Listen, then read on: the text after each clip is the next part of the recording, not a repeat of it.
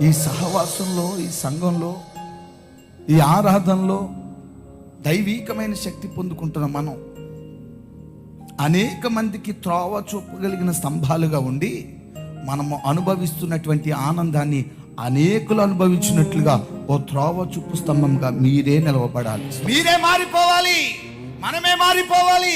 త్రోవ చూపగలిగిన స్తంభాలుగా సియోను తట్టు అభిముఖులై ప్రయాణం చేయాలని ఆశ కలిగిన వారికి, ప్రార్థనలో ఎదగాలని ఆశ కలిగిన వారికి, వాక్యపు వెలుగులో బ్రతకాలని ఆశ కలిగిన వారికి ఓ చక్కని దివ్యమైనటువంటి సహవాసాన్ని పరిచయం చేయవలసిన బాధ్యత మీదే.